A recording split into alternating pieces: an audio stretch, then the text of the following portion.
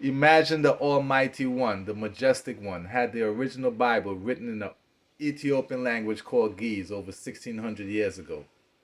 However, less than 500 years ago, the Geneva Bible started the Old and New Testament format, which the KJV version followed. Therefore, in their New World Translation, they changed the Ethiopian original into a different format, which created confusion by having you believe that characters died thousands of years ago. They also have you believe this: Moses wrote the first 5 books of the Bible, but Moses died in the book, got buried, and kept on writing it. In other words, they're getting caught up in their old lies, which they themselves have created. For example, wait a minute, folks. Who do we say invented everything, discovered everything, did all the writing, did all the reading? People. Eventually, maybe you'll actually say when the teacher says Christopher Columbus discovered America and he met those Indians here. There were no Indians here when Christopher Columbus got here. There were people from Africa who had been here for over 10,000 years before Christopher Columbus was born. It's time for us to teach our children the truth. And it's time for us to say, okay, we're going to talk about Black Lives Matter. People, everybody trace your DNA back as far as you can trace it. And you're going to find out that every one of you has in their DNA some DNA from a country in Africa. the entire continent was called Ethiopia. So that's why Haile Selassie says, and I will gather the remnant of my flock out of all countries, wherever I have driven them, and I will bring them again to their foes, and they shall be fruitful and increase. Behold, the days come, said the Lord, that I will raise unto David a righteous branch, and a king shall reign and prosper, and shall execute judgment and justice in the earth. In his days Judah shall be saved, and Israel shall dwell safely. And this is his name, whereby he shall be called the Lord of righteousness.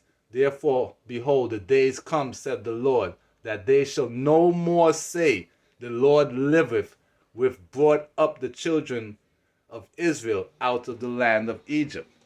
Why? Because the story of Exodus didn't happen 3,400 years ago. It's a modern day story.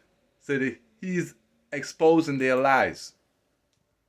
So as you could clearly see, at one time, Ethiopia extended both sides of the Red Sea, as well as north to Upper Egypt. It was therefore not without reason that during the Middle Ages, the emperor of Ethiopia was known as who maintains order between the Christians and the Muslims, a profound comprehension of sympathy with the other states of the Middle East naturally inspires Ethiopian national policies, said by Haile Selassie in 1954 when he was visiting the mosque. Because in reality, the Middle East used to be called Ethiopia. So Christianity originated in Ethiopia, and the Middle East is literally Ethiopia. So the emperor of Ethiopia is both the emperor of the Christians and the Muslims. So as it sees, certain that classical historians and geographers call the whole region from India to Egypt, both countries inclusive, by the names of Ethiopia. And in consequence, they regarded all the dark-skinned and black peoples who inhabited it as Ethiopians. Hello. That's why it says the original Ethiopian Bible does not say Jesus is God or Jesus is the Father. For it says one God and Father of all, who is above all and through all and in you all. Have you not all one Father, that you may with one mind and one mouth glorify God, even the Father of Jesus and Christ? In other words, God is first. And he already told you that Ethiopia is his home place. Hello. We need to wake up because time is ticking. Corresponding mathematical, elliptical constants in Egypt, Aksum, Zimbabwe, and Mexico.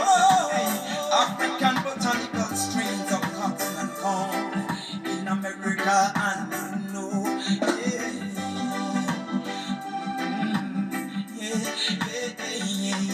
We can trace our step through botany and etymology. You can't hide the truth forever from me. Can't hide the truth forever from me. Yeah, well, what is revealed is only right and true.